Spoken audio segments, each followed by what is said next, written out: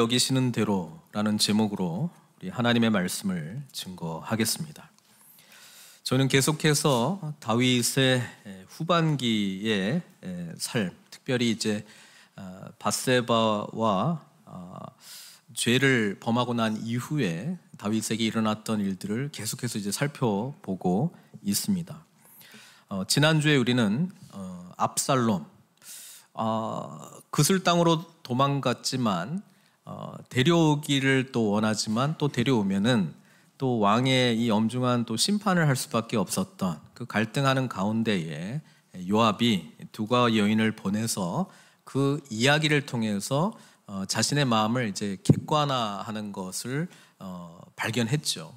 자신은 긍휼을 베풀기를 원하는구나. 그러면서 이제 압살롬을 맞이하기는 했는데 이것이 자기의 뜻대로, 자기에게 지금 이런 엄청난 일들이 일어나는 것은 자신의 죄 때문에 일어나는 일인데 하나님이 과연 기뻐하시는 일인가? 그런 생각이 들어서 그런지 압살롬을 데려오긴 했지만은 3년 동안 만나지 않습니다. 그리고 결국은 압살롬이 요압의 밭에 불을 지르면서 요압을 만나 다윗 왕 앞에 이렇게 아련하는, 만나게 되는 그런 장면을 우리가 살펴보았습니다. 아무 이야기도 없고 그 짧은 입맞춤 하나에 압살롬은 오늘 13장 우리가 1절부터 읽지는 않았습니다만은 반역하기로 결정합니다. 그 기간이 4년 동안입니다.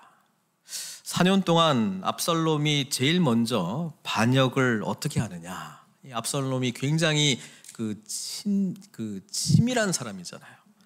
자기 누이 다말이 암논에게 그 강간을 당하고 난 이후에도 아무 일 없었던 것처럼, 그렇지만 아무 이야기도 하지 않는, 마치 감정이 없는 사람처럼 암논을 늘 매일 왕의 식탁에서 만나지만 속에서는 칼을 갈고 언젠가는 내가 너를 죽이리라 이러고 있었던 그 암논이 결국은 이제 죽였잖아요.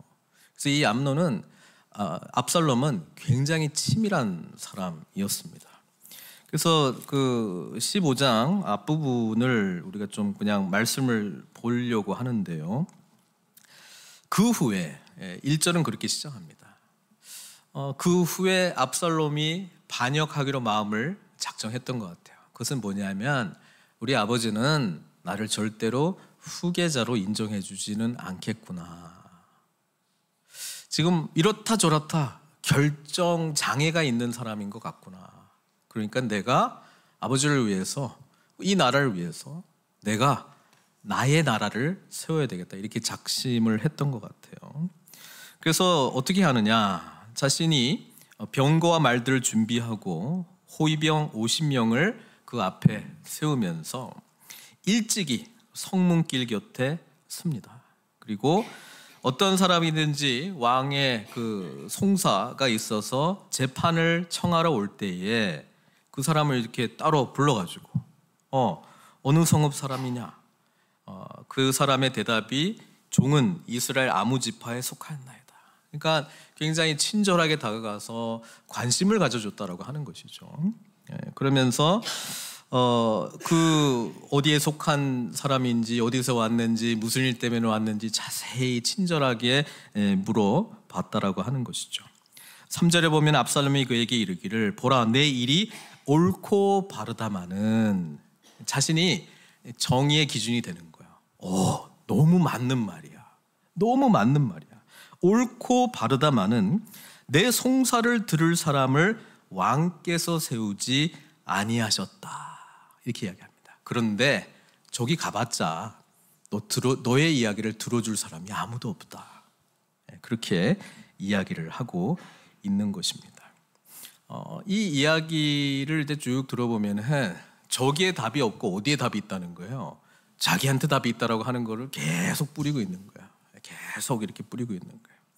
또 압살롬이 이르기를 내가 이 땅에서 재판관이 되고 누구든지 송사나 재판할 일이 있어 내게로 오는 자에게 내가 정의 베풀기를 원하노라, 이렇게 말합니다. 내가 이 송사를 맡을 그런 사람이 된다면, 내가 이 나라의 왕이 된다면 제대로 된 그런 정의가 실현될 텐데 뭐 이런 이야기를 이제 흘리는 거예요. 근데 이 압살롬이 이 비주얼도 엄청 좋단 말이에요. 엄청나게 잘생겼고 또 왕의 아들로서의 그런 어떤 근엄한 모습을 호위병 쫙 이렇게 뒤에 깔아놓고 그렇게 이제 한 사람 한 사람 찾아오는 사람을 이렇게 친절하게 진심을 다해서 대하고 있잖아요. 근데 이 모든 동기는 내가 이 왕국을 찬탈해야지. 근데 절대로 겉으로는 드러내진 않고 또 이 정말 재판 때문에 굉장히 힘들어하는 사람들이잖아요. 이 사람들을 그렇게 위해주는 사람은 압살롬밖에 없어. 뭐 이걸로 지금 사람들의 마음을 지금 훔치고 있는 거예요.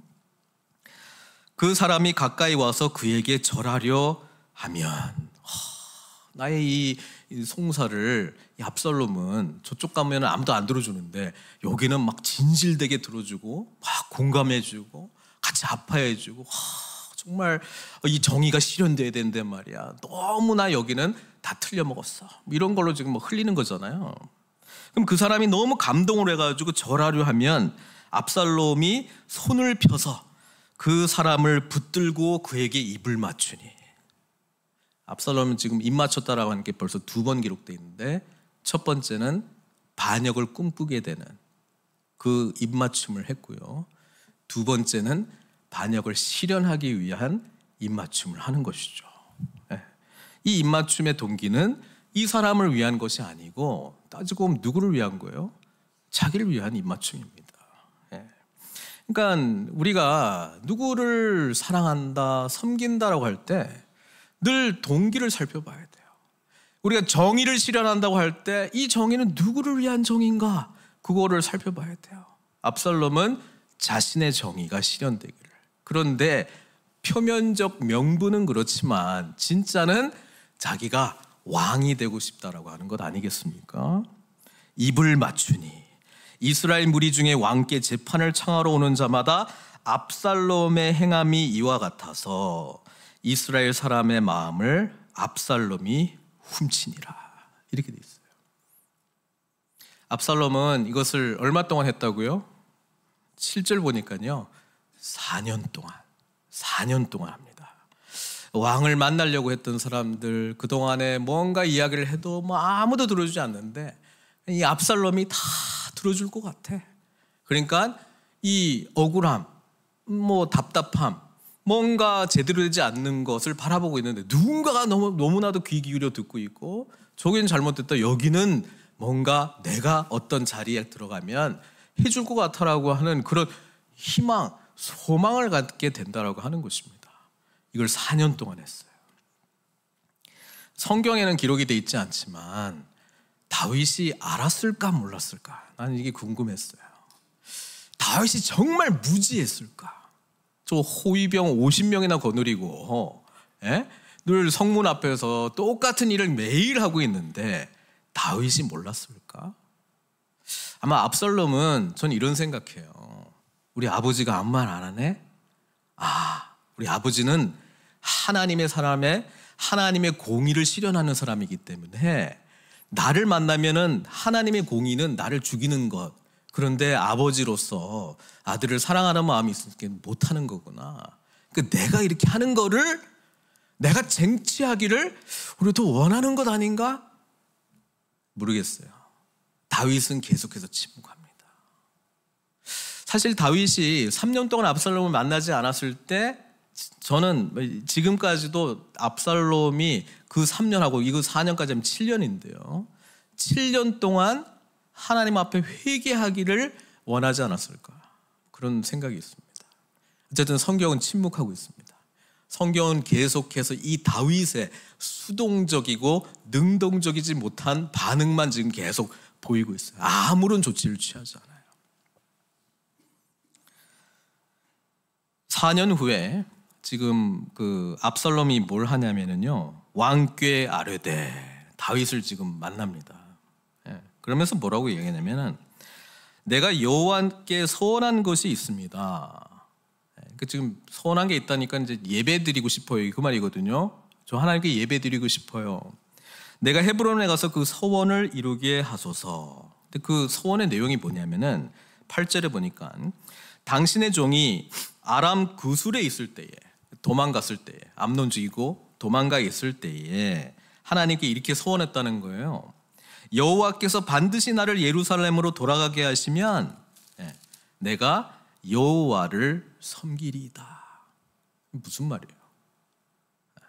그동안엔 여호와 안 섬기다가 갑자기 여호와를 섬기겠다는 게 아니고 예루살렘에 예배의 처소가 있잖아요.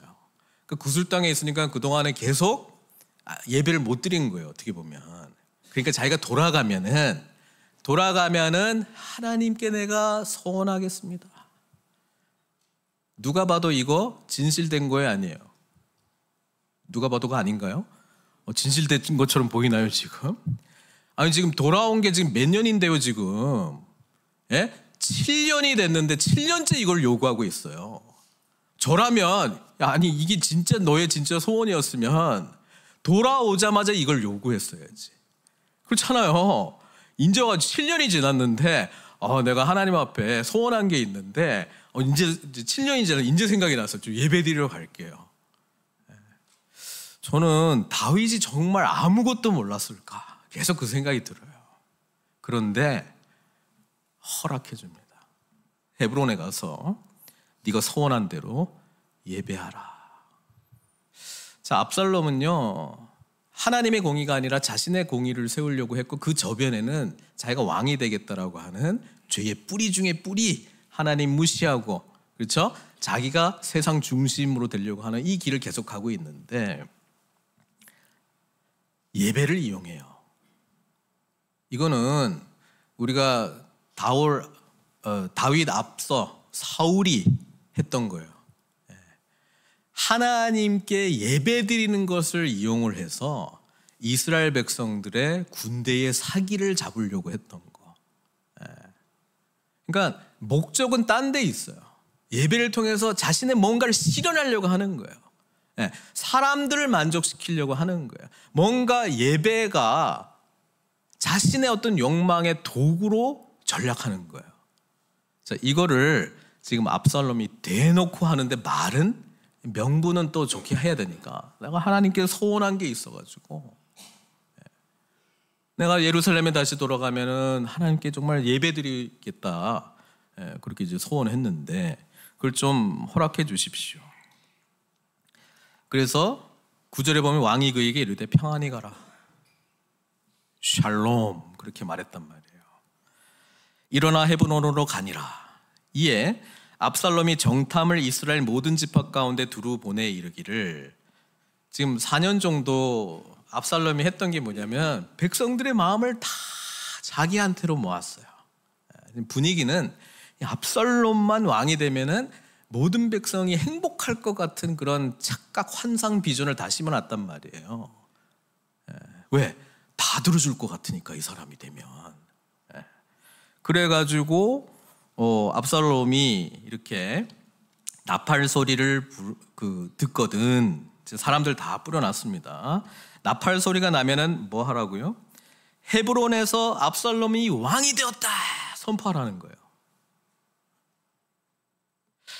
그때 청함을 받은 200명을 같이 데리고 왔는데요, 압살롬과 함께 예루살렘에서부터 헤브론으로 내려갔으니 그들은 압살롬이 꾸민 그 모든 일을 알지 못하고, 그러니까 뭐 무슨 상황인지 알지 못하고 그냥 끌려갔더니 무리들이 있어요, 200명 안에는.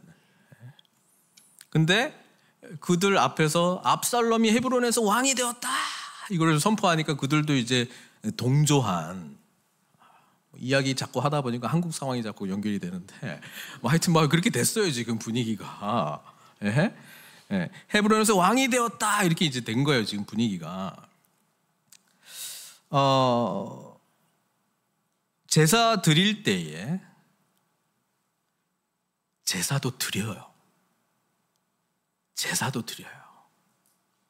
와, 저는요, 압살롬이 정말 하나님이 어떤 분이신지를 모르는구나. 하나님 앞에 예배를 자기 욕망의 도구로 사용하고 있는데 예배를 드립니다. 이거는요, 사울도 똑같이 했어요. 우리가요, 예배를 드리는데 얼마든지 하나님을 인격적으로 만나지 않은 채로, 하나님이 어떤 분이신지 알지 못한 채로, 내가 얼마나 하나님 앞에 죄덩어리인 인간인지를 알지 못한 채 예배에 임할 때요, 예배가 나의 욕망을 성취하는 도구로 이용될 수 있구나.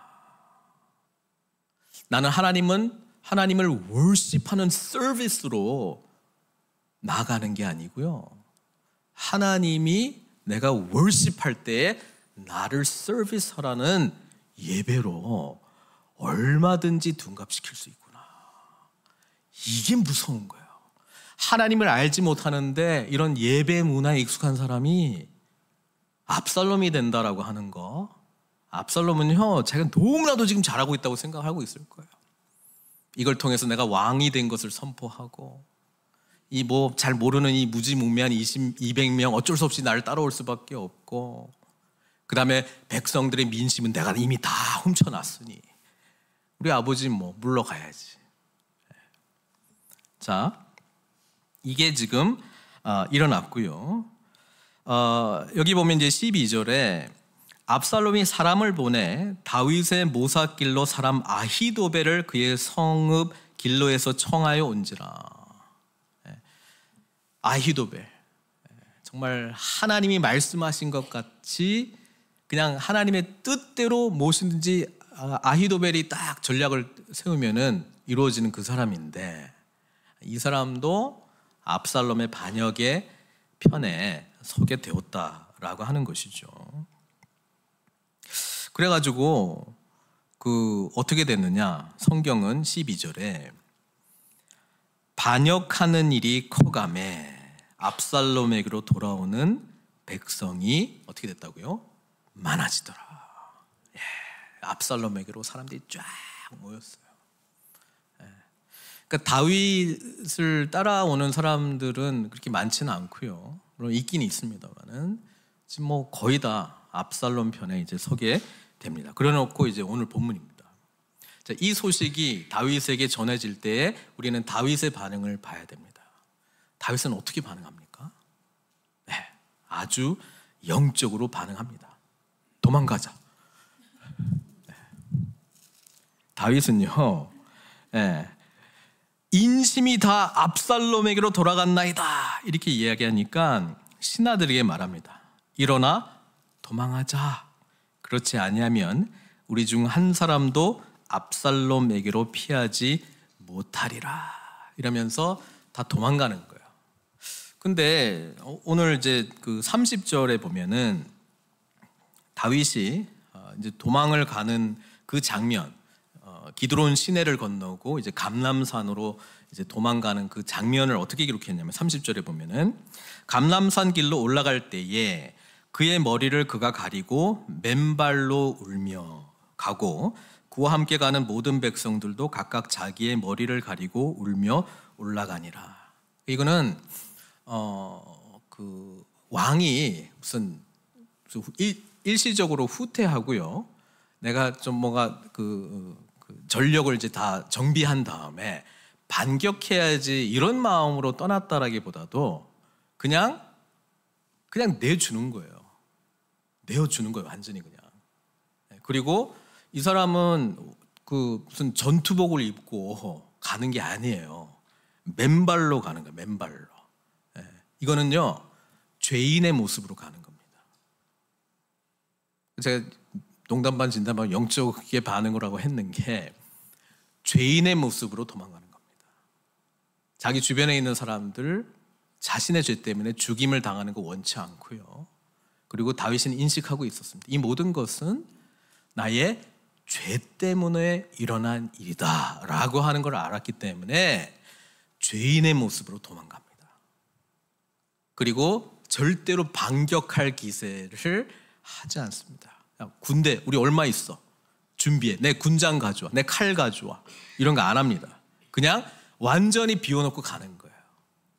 자, 지금 우리는 뭘 볼 거냐 하면은 다윗이 지금 이 어려운 상황 가운데에 하나님의 처분만을 기다리는 모습을 보게 됩니다.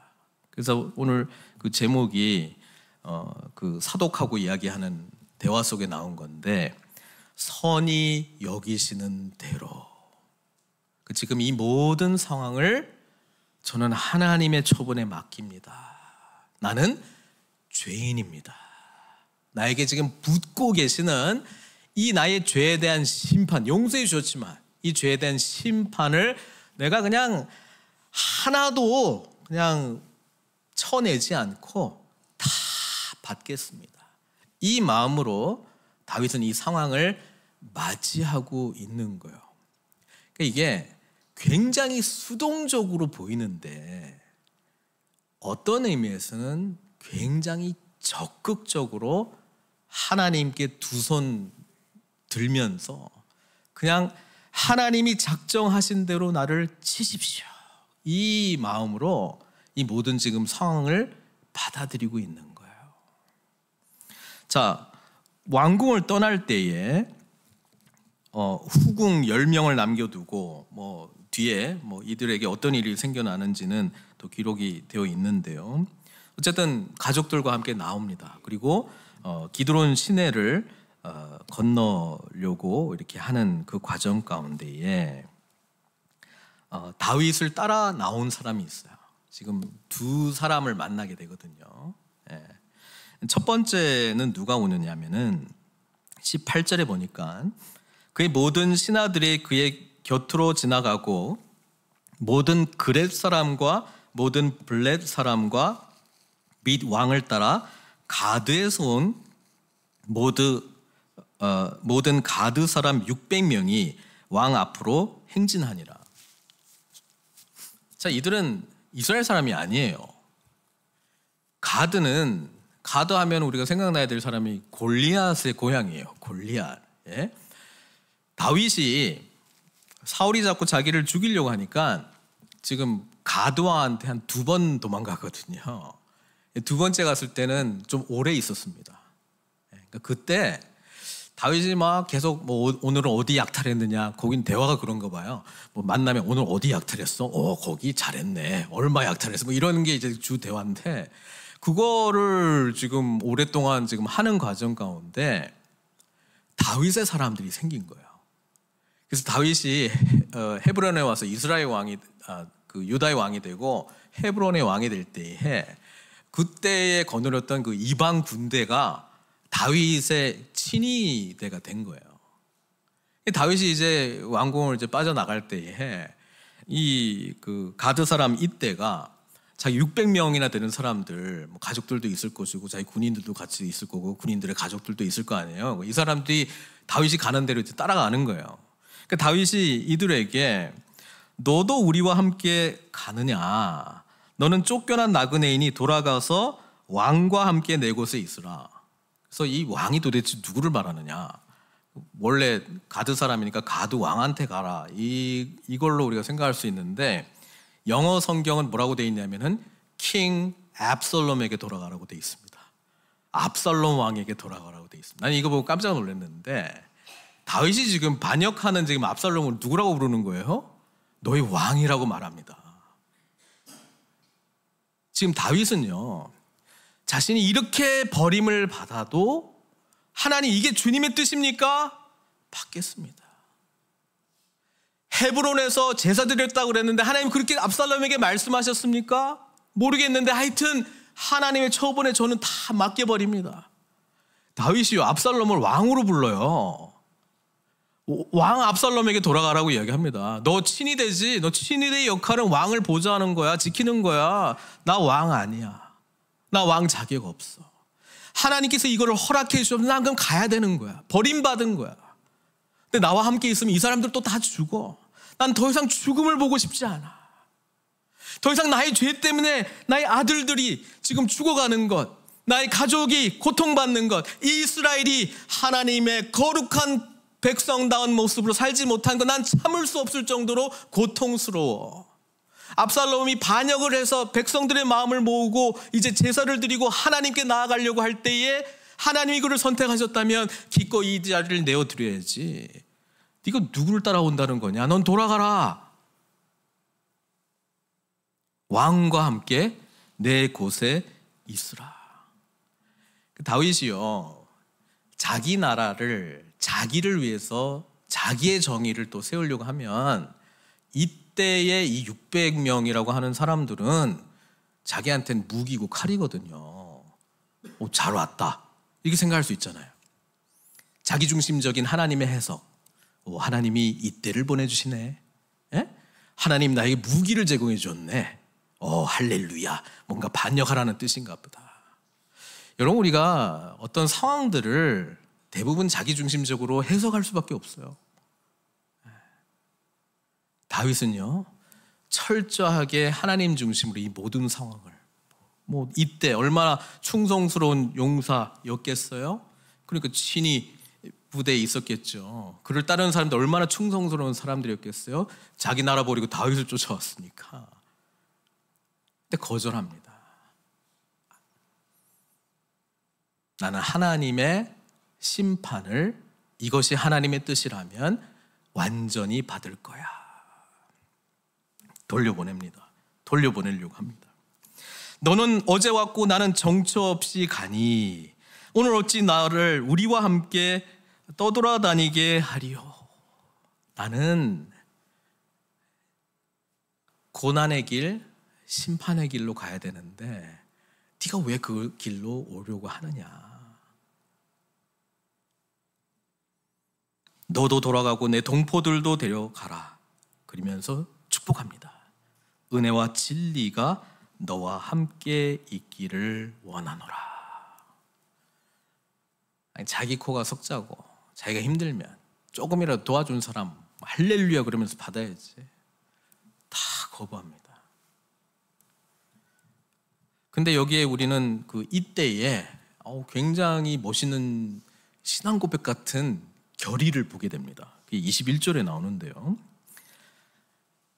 이때가 왕께 대답하이르되 여호와의 살아계심과 내 주 왕의 살아계심으로 맹세하옵나니 진실로 내 주 왕께서 어느 곳에 계시든지 사나 죽으나 종도 그곳에 있겠나이다. 이렇게 이야기를 해요. 만약에 이때가 여호와의 이름으로 맹세하는 것을 하지 않았더라면 다윗은 거부했을지도 몰라요. 근데 이때는 다윗과 함께 있으면서 다윗이 만난 그 하나님을 갈구했던 것 같아요. 그래서 다윗은 이때 이 고백을 받습니다. 참 이방인인데 참 다윗을 쫓아와서 다윗이 지금 어려운 가운데 있는데도 어디 가나 사나 죽으나 나는 당신 곳에 있겠습니다 라고 하는 이 고백이 그냥 나올 수는 없잖아요.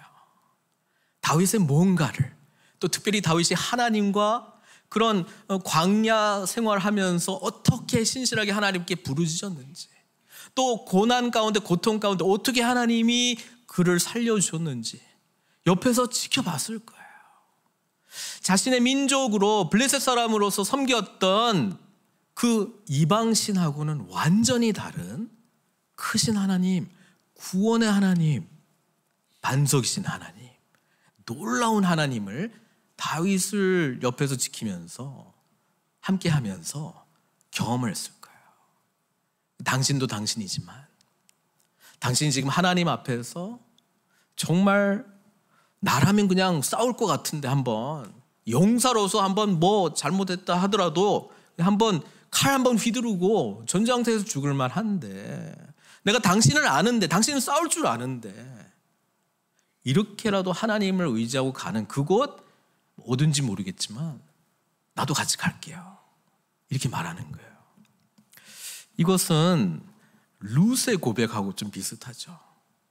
룻도 시어머니, 모압 여인 룻이, 그죠? 시어머니 이 고통 가운데 하나님을 그럼에도 불구하고 계속 놓치지 않는 이 시어머니의 모습을 보면서 먹고 사는 게 힘들고 남편도 죽고 아들들도 죽고 소망이 없어서 다시 고향 베들레헴으로 돌아가려고 할 때에 며느리들 보고 남편들도 없는데 나 따라오면 고난이다, 고생이다. 이방 또 며느리 맞았다고 너희들 놀림 받을 수도 있고 왕따 당할 수도 있는데 그래도 가겠냐. 한 며느리는 갔고 룻은 뭐라고 고백합니까? 룻 1장 16절에 룻이 이르되 내게 어머니를 떠나며 어머니를 따르지 말고 돌아가라 강권하지 마옵소서. 어머니께서 가시는 곳에 나도 가고 어머니께서 머무시는 곳에서 나도 머물겠나이다. 어머니의 백성이 나의 백성이 되고 어머니의 하나님이 나의 하나님이 되시리니. 이 고백은 나오미가 하나님 앞에서 어떻게 살았는가를 통해서만 자신도 어머니가 믿는 그 하나님이 나의 하나님이 되기를 소망할 수밖에 없잖아요. 이때도 다윗의 광야 시대의 영성을 봤고요. 왕이 되었을 때 어떻게 했는지도 봤고 또 죄 앞에서 어떻게 지금 반응하고 있는지 다윗의 모습을 바라보면서 당신이 가는 그곳에 나도 가겠나이다. 이렇게 고백을 합니다. 그래서 다윗이 이때에게 말합니다. 그렇다면 앞서 가라. 그래 같이 가자. 이렇게 이야기를 하죠. 한 가지 분명한 것은 이 과정이 있기 때문에 다윗이 이때와 함께 같이 가자라고 하는 게 네가 그래도 잘 싸우니까 날 좀 지켜줄 수 있겠지. 이 마음으로 같이 가자는 거는 확실히 아니다라고 하는 게 이 대화의 과정 속에 드러난 거죠. 우리가 표면적으로 바라보는 다윗의 모습이 있을 수 있어요. 자기도 살려고 이때는 데려가는구나. 그렇게 볼 수 있잖아요. 근데 실제적인 과정을 통해서 하나님의 처분에 자기의 모든 것을 맡기는 다윗의 모습이 사실은 드러나고 있습니다. 두 번째 만난 사람이 누구냐면 사독입니다. 사독은 제사장입니다. 그리고 사독은 다윗이 하나님의 택하심을 입은 기름 부음 받은 왕이라고 하는 것을 알고 있습니다. 그래서 사독은 지금 왕이 가는 이 길에 자신도 함께 가야 된다는 것을 알고 있었고요. 가면서 그냥 간 게 아니라 우리 성경을 보니까 24절 보라 사독과 그와 함께한 모든 레위 사람도 하나님의 언약궤를 메어다가 하나님의 궤를 내려놓고 아비아달도 올라와서 모든 백성이 성에서 나오기를 기다리도다. 무슨 말이냐면은 다윗이 성 밖으로 나가고 이동한다는 것을 듣고 사독은 레위인들을 시켜가지고 지금 뭐요? 언약궤를 메고 지금 쫓아 나오는 겁니다.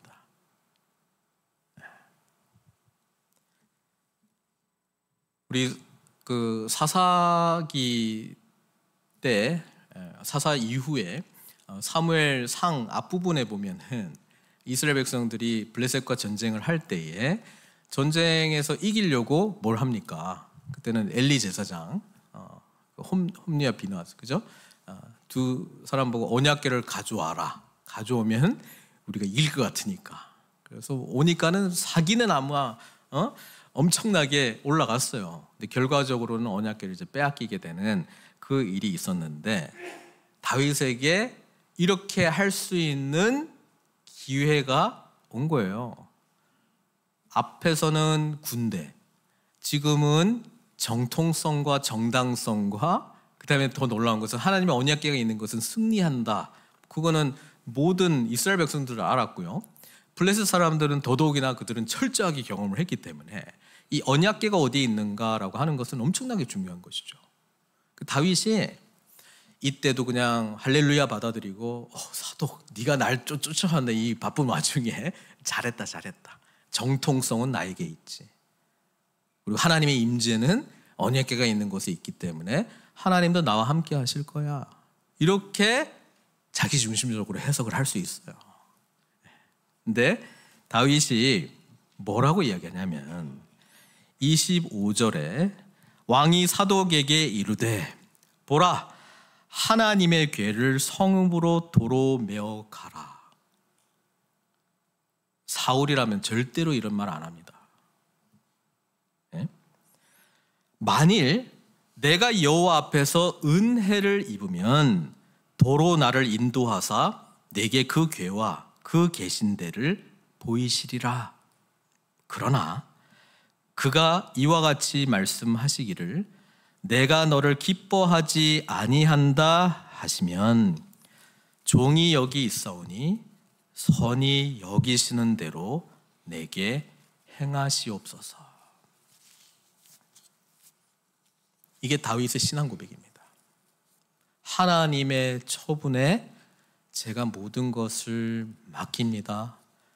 저에게 행하는 모든 일은 선하신 하나님께서 행하시는 일이오니 하나님께서 선히 여기시는 대로 내게 행하소서. 이게 다윗의 위대한 고백이에요. 그리고 돌려보냅니다. 아니, 칼도 돌려보내, 하나님의 언약궤도 돌려보내. 다윗은 압살롬이 하고 있는 일을 완전히 반대로 하고 있어요. 압살롬은 자기가 왕이 되려면 필요한 게 사람이거든요. 사람의 마음을 품었는데 다윗은 사람들, 그것도 아주 그 전투에 훈련된 이 칼잡이들을 다 물리칩니다. 그리고 예배를 이용하잖아요. 헤브론에 자기가 가서 자기가 서원한 대로. 근데 이제 세팅은 반역 세팅이야, 그죠? 자기가 왕이 되려고 하는 세팅으로 예배를 이용한 거잖아요. 무슨 압살롬 왕이 즉위 예배한 거거든요, 자기가. 서원한다고 하면서. 그잖아요. 근데 다윗은 예배의 가장 주체가 되는 언약궤를 물립니다. 아니라고. 예배는 그렇게 하는 거 아니라고. 내가 하나님을 나 살자고 이용해 먹는 거 아니라고 그렇게 말하는 거예요, 지금. 그냥 하나님의 선하신 뜻에 맡기는 거예요. 우리는 결과적으로 이 압살롬의 반역은 굉장히 시시하게 끝납니다. 머리가 하도 길어가지고 되게 부러운데 하여튼 나무에 걸려가지고 대롱대롱 매달려 있다가 이제 죽임을 당하는 그 장면이에요. 그렇게 끝나. 마치 너 머리 믿고 이랬냐? 너 머리 때문에 죽어. 너의 참된 주인은 나야. 다윗이 이 모든 상황 가운데에 그 고백을 하는 거예요. 그러면서 자신이 지금 일어나고 있는 이 모든 일, 우리가 성경을 읽을 때 너무나도 수동적인데 하나님의 뜻을 향해서는 가장 적극적인 사람이었습니다. 하나님 어찌하오리까? 이 죄를 어찌하오리까? 하나님 압살롬의 반역을 어찌하오리까? 이 나라를 어찌하오리까?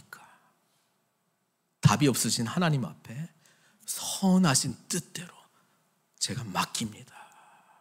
이 고백을 하는 거예요.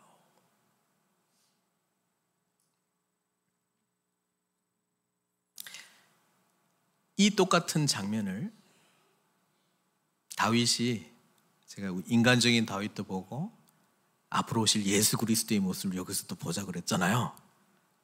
1000년 후에 예수님께서도 기드론 시내를 건넙니다. 요한복음 18장 1절. 예수께서 이 말씀을 하시고 제자들과 함께 기드론 시내 건너편으로 나가시니 그곳에 동산이 있는데 제자들과 함께 들어가시니라. 이 동산은 예수님께서 자신의 뜻을 내려놓고 하나님의 주권에 모든 것을 맡기는 겟세마네 동산이에요. 하나님, 다윗은 이 모든 게 자기 죄 때문에 사실 당한 거지만 사실 이것은 우리가 하나님이 창조한 에덴 동산에서 쫓겨난 그 모습 그대로의 우리의 모습이거든요.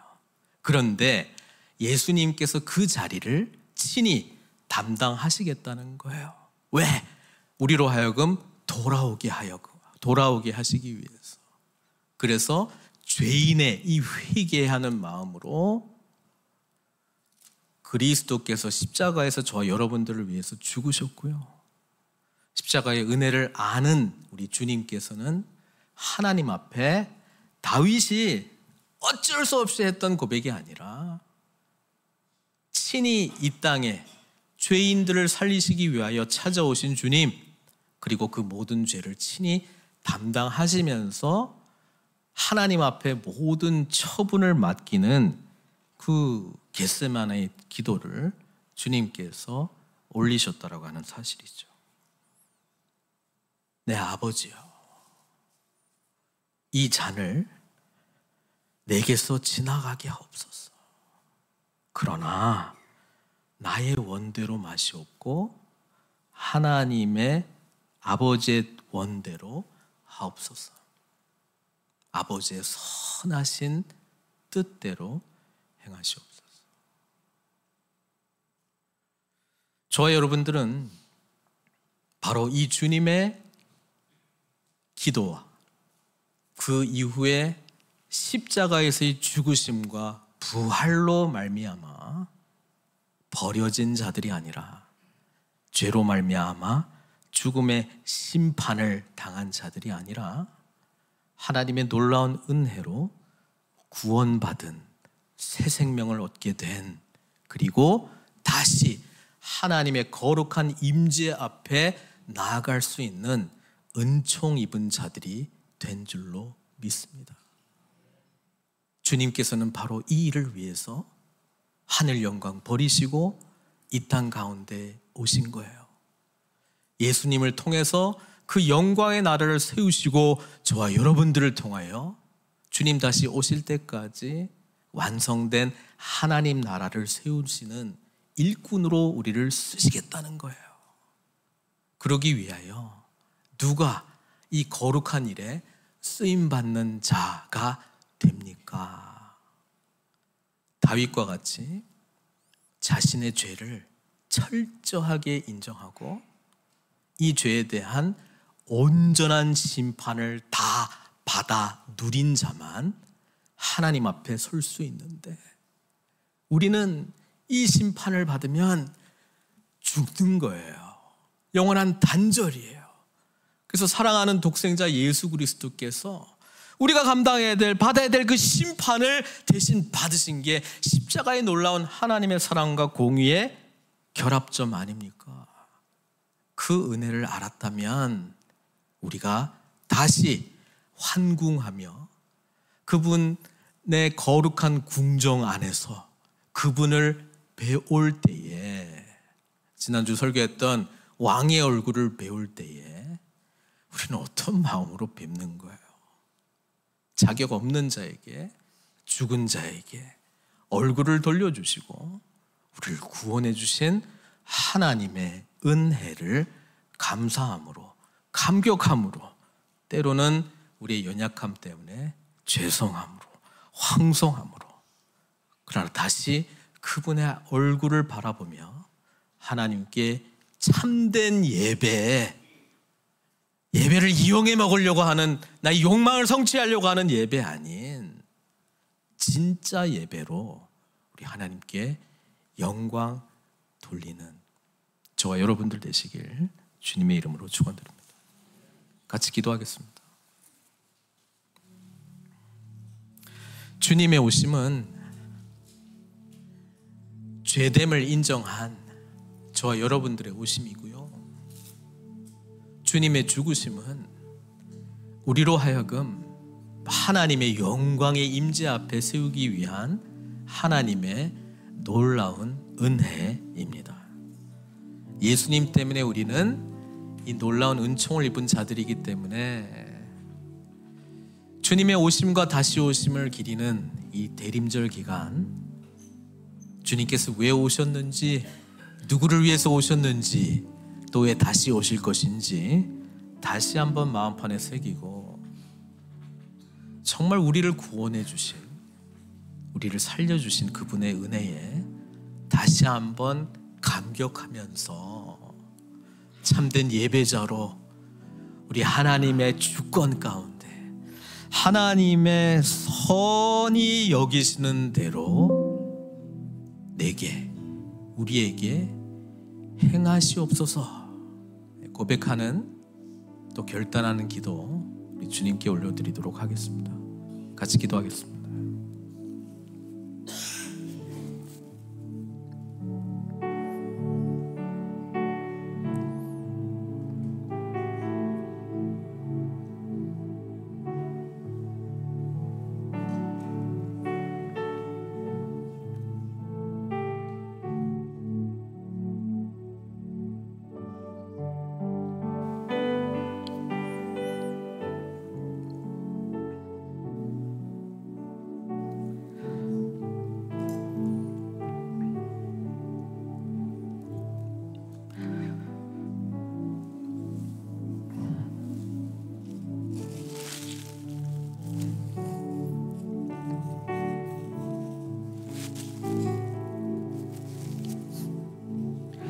하나님 아버지, 다윗은 자신에게 이루어지는 모든 일들이 자신의 죄 때문임을 인정하면서 하나님께서 자신에게 이전에 주셨던 복도 주시지만 이 심판의 과정 속에서 여전히 하나님께 모든 것을 맡기는 믿음의 모습을 보여주고 있습니다. 주님의 완전한 뜻을 행하신 우리 주님, 인간적으로 보면 영광스러운 장면도 있지만 인간적으로 보면 너무나도 고통스럽고 정말 아픔 가운데 그 한복판으로 주님께서는 걸어가셨습니다. 그 이유를 절대로 놓치지 않게 해주십시오. 우리 어떤 상황 가운데서도 우리의 연약함과 죄, 허물 주님께서 다 감당하시고 우리를 살려주시기 위해서 다시 거룩한 하나님의 임재가 있는 예루살렘 그 성전 안에 하나님의 얼굴을 바라보며 자격 없는 자에게 베푸신 놀라운 은혜에 감격함으로 예배하고 하나님의 선하신 뜻대로 살아가고 하나님의 주권을 인정하는 그 믿음으로 우리 한 분 한 분 일으켜 주시옵소서. 주님의 오심, 다시 오심을 기리는 대림절 이 절기에 우리를 위하여 왜 오셨는지, 왜 죽으셨는지, 왜 부활하셨는지, 왜 승천하셨는지, 왜 다시 오실 것인지 복음의 풍성함을 놓치지 않게 해주시고 하루하루 한순간 한순간 살아갈 때 주님께 영광 돌리는 저희들 다 될 수 있도록 은총 베풀어 주시옵소서. 하나님의 선하신 뜻대로 우리에게 행하여 주시옵소서. 예수님의 귀하신 이름으로 기도드리옵나이다.